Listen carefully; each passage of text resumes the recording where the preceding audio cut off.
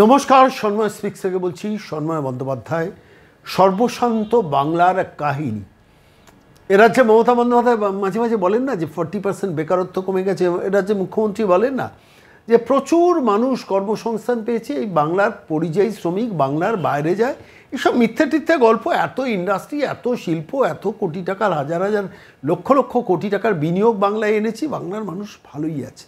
কীরম ভালো আছেন সেই সর্বশান্ত বাংলার টুকরো টুকরো কাহিনী মাঝে মাঝে নিয়ে আসবো। আজকে এমন একটি কাহিনী আপনাদের কাছে নিয়ে এলাম। ময়নাগুড়ির বাসিন্দা মানুষটির নাম বিকাশ দাস। ময়নাগুড়ির বাসিন্দা বিকাশ দাস, পেশায় টোটো চালক। আচমকা তার এক নাবালক পুত্রের গলায় টিউমার ধরা পড়েছিল। তারপর ময়নাগুড়ি থেকে যান মেখলিগঞ্জ, সেখানে গিয়ে কোচবিহারের মেখলিগঞ্জে, সেখানে গিয়ে তার গলার টিউমার অপারেশন করেন। এবং টিউমার অপারেশন করার পর প্রচুর টাকার ওষুধ তাকে কিনতে হয়। প্রচুর টাকা ধার দেনা করে তিনি অপারেশনটা করিয়েছিলেন। তারপর ধার দেনা করে ওষুধও কিনেছিলেন। প্রচুর ঋণ বাইরে চলে গিয়েছিলেন। আর ওদিকে টোটো যেটা চালাতেন সেটাও কিন্তু একজনের টোটো, সেটা ভাড়া নিয়ে বিকাশ দাস চালাতেন। শেষ পর্যন্ত সেই নাবালক পুত্রর গলায় টিউমার অপারেশনের পর দ্বিতীয় দফায় যখন তাকে ওষুধ কিনতে হয় তখন আবারও ধার করেন। এবং এই ধার করার ব্যাপারটা সে নাবালক পুত্র জানত। তার বাবার ওই কষ্ট সহ্য করতে না পেরে তাদের বাড়িতে একটা মোবাইল ফোন ছিল। সেই মোবাইল ফোনটা স্থানীয় একটি দোকানে দিয়ে তার বিনিময়ে 1000 টাকা নাবালক পুত্র জোগাড় করে সরাসরি চলে যায় ট্রেন ধরে চেন্নাই। এবং চেন্নাইয়ে সেখানে অজয় দাস নামে তাদেরই গ্রামেরই এক মানুষ থাকেন, যুবক থাকেন, যিনি সেখানে পরিযায়ী শ্রমিকের কাজ করেন। তার খবর টবর ঠিকানা নিয়ে তাকে ফোন করে সরাসরি শটান তার কাছে ওই 1000 টাকা সম্বল করে, গলায় টিউমার অপারেশন হয়েছে সেই অবস্থায় ছেলেটি চলে যায় বাবার কষ্ট যন্ত্রণা মুকুব করার জন্য। চেন্নাইয়ে কাজ করবে এবং চেন্নাইয়ে কাজ করে বাবার এই যে প্রচুর টাকার ঋণ বাজার থেকে নিয়েছে তার গলার টিউমার অপারেশনের জন্য, শেষ পর্যন্ত সেই টিউমার অপারেশনের টাকাটা সে চেন্নাই থেকে কাজ করে ফেরত দেবে বাবাকে।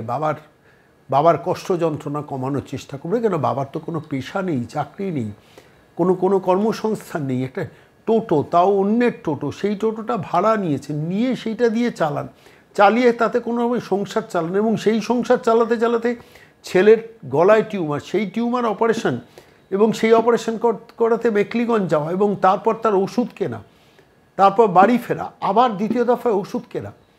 চোখের সামনে নাবালক ছেলেটা দেখেছে বাবার এই যন্ত্রণা। লোকটির নাম বিকাশ দাস। শেষ পর্যন্ত সেই ছেলেটা চলে গেল চেন্নাই।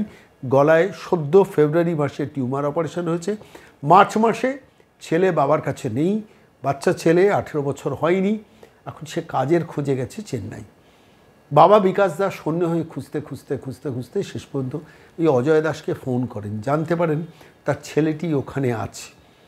তারপর বাবা ঠিক করেন চেন্নাই যাবেন, কিন্তু সেই চেন্নাই যাওয়ার টাকাও তার কাছে নেই। শেষ পর্যন্ত বিকাশ দাস টাকা পয়সা জোগাড় করার জন্য আবার ধার দেনা শুরু করেন, যে কোনো রকমের ট্রেনে করে যাবেন, গিয়ে চেন্নাইতে গিয়ে ছেলেকে খুঁজে পেতে আবার নিয়ে আসবেন। বলুন, তোর বাবা দরকার নেই, তোর রোজগার করার দরকার নেই, আমি খেটে খুঁটে যেভাবে হোক তোর টাকা, তোর ওষুধের টাকা আমি জোগাড় করব, তুই ঘরের ছেলে ঘরে ফিরে আয়। এর মধ্যেই খবর পান ছেলেটি সেখানেও কাজ না পেয়ে আবার অন্য কোথাও চেন্নাইয়ে পাড়ি দিয়েছে। অসহায় বিকাশ দাস এবার কি করবে বলুন। আমি এই কাহিনীটা আপনাদের কাছে আজকে বললাম এই কারণে যে ফেব্রুয়ারি মাসে যে ছেলের গলার টিউমার অপারেশন হয় সেই ছেলেকে চেন্নাই যেতে হয় চাকরির খোঁজে, এবং তাও আবার নাবালক। এ রাজ্যে মুখ্যমন্ত্রী মমতা বন্দ্যোপাধ্যায় 40% বেকারত্ব কমিয়েছেন বলেন না। এ রাজ্যের মুখ্যমন্ত্রী মমতা বন্দ্যোপাধ্যায় কোটি কোটি টাকা বিজ্ঞাপন খরচা করেন। কোন বিজ্ঞাপনে খরচা করেন? নিজের হাসি মুখের বিজ্ঞাপনে খরচা করেন। দোলের দিন গত 14 তারিখ খবরের কাগজে, সংবাদপত্রে বিজ্ঞাপন বেরিয়েছে দোলের শুভেচ্ছা জানানোর জন্য। একই বাংলা কাগজে বাংলায় বিজ্ঞাপন, ইংরেজিতে বিজ্ঞাপন। দোলের শুভেচ্ছা, হোলির শুভেচ্ছা কে জানাচ্ছেন? এ রাজ্যে মুখ্যমন্ত্রী মমতা বন্দ্যোপাধ্যায়। প্রত্যেকটা বাংলার সংবাদপত্রে, একাত্তি ছাড়া প্রত্যেকটাতে 2 কোটি থেকে 2.25 কোটি টাকা খরচা হলো সরকারের, শুধুমাত্র হাসি মুখের বিজ্ঞাপন দিয়ে দোলের শুভেচ্ছা জানাচ্ছেন রাজ্যের মুখ্যমন্ত্রী। আচ্ছা, এই যে বিকাশ দাস বলে যে লোকটি ভাড়ায় টোটো চালান এবং শেষ পর্যন্ত ছেলের ওষুধ কেনার জন্য ধার করছেন, সেই বিকাশ দাস যদি একটা চাকরি পেত, একটা কর্মসংস্থান পেত, তাহলে তার তার তার ছেলেটা এইভাবে হারিয়ে যেত এই বয়সে, গলায় টিউমার নিয়ে। তার কিভাবে চিকিৎসা হবে, তার ওষুধ কী খাবে, সে কোথায় চলে গেছে, কোথায় কাজ করছে, আদৌ বেঁচে আছে কি না তার বাবা জানে না।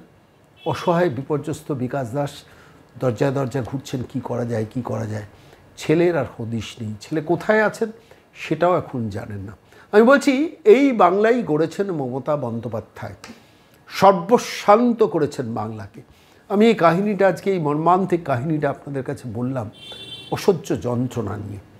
তার কারণ উত্তরবঙ্গ এমনিতেই বঞ্চিত, নর্থ বেঙ্গলকে মমতা বন্দ্যোপাধ্যায় নানানভাবে বঞ্চিত করছে, নানানভাবে।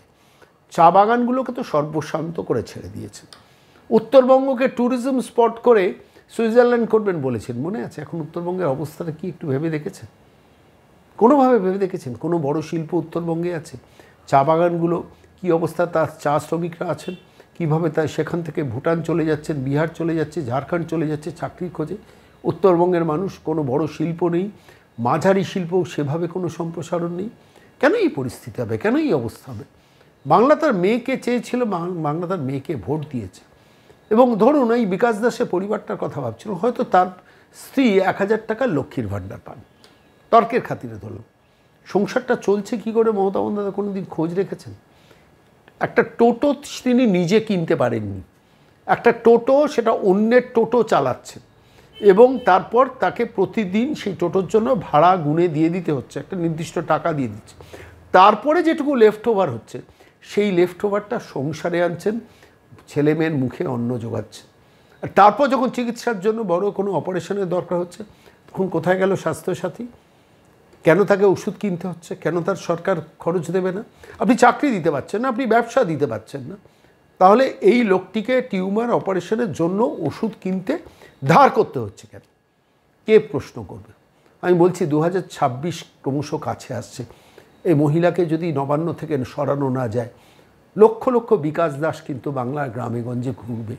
5000 টাকা, 6000 টাকা, 7000 টাকা, 4000 টাকা, আশাকর্মীরা 5000 টাকা মাইনে পাচ্ছেন। ভাবতে পারেন কেন, কিসের জন্য? আজকের দিনে দাঁড়িয়ে কি হয়? প্যারা টিচারদের অবস্থা ভাবুন তো। অন্য রাজ্যে এখানে 42,000 টাকা মাইনে, এখানে প্যারা টিচাররা পাচ্ছেন 10,000 টাকা। কেন? 15 বছর 20 বছর কাজ করার পর 10,000 টাকা মাইনে, কিসের জন্য? সিভিক ভলেন্টিয়ার, কনস্টেবল করবো না, পয়সা নেই সরকারের, তাদের 10,000 টাকা মাইনেতে বছরের পর বছর রেখে দিচ্ছে। আমি বলছি এই পরিস্থিতিটা বদলানো দরকার। আমি আজকে বিকাশ দাসের কাহিনীটা বললাম তো, আমাদের কাছে প্রচুর এরকম টুকরো টুকরো কাহিনী আসে। মমতা বন্দ্যোপাধ্যায় বাংলাকে যেভাবে সর্বশান্ত করেছেন, এগুলো টুকরো টুকরো তার কাহিনী। আজকে বিকাশ দাসের কাহিনীটা আপনাদের কাছে বললাম। ছেলে কোথায় গেছে, হারিয়ে গেছে জানে না, গলায় টিউমার অপারেশন, সে ওষুধ খাচ্ছে কি খাচ্ছে না, নিশ্চিতভাবে খাচ্ছে না, কেন ওষুধ কেনার টাকা তার পরিবারের কাছে ছিল না বলে তার বাবাকে ধার করতে হয়েছে। আজকে এই পরিস্থিতিতে দাঁড়িয়ে এই রাজ্যের মুখ্যমন্ত্রী মমতা বন্দ্যোপাধ্যায় দিল্লিতে আদালতে মামলা লড়ার জন্য একজন আইনজীবীকে একদিনে 1 কোটি টাকা একটা বিলে পেমেন্ট করে, সে নথিও আমাদের কাছে আছে। আমি এই কাহিনীগুলো নিয়ে বারবার করে আপনাদের কাছে ফিরে আসি কেন জানেন? এখনও যারা 1000 টাকার মোহে মমতা বন্দ্যোপাধ্যায়কে ভোটটা দেন, সমর্থন দেন, তাদের ভাবার সময় দরকার, তাদের বদলানোর সময় বড্ড প্রয়োজন। এই পরিবেশ, এই পরিস্থিতিটা বদলে যাবে যদি এই রাজ্যে সরকারটা বদলায়। এটা ভাবতে থাকুন এখন থেকে 2026-এর আগে।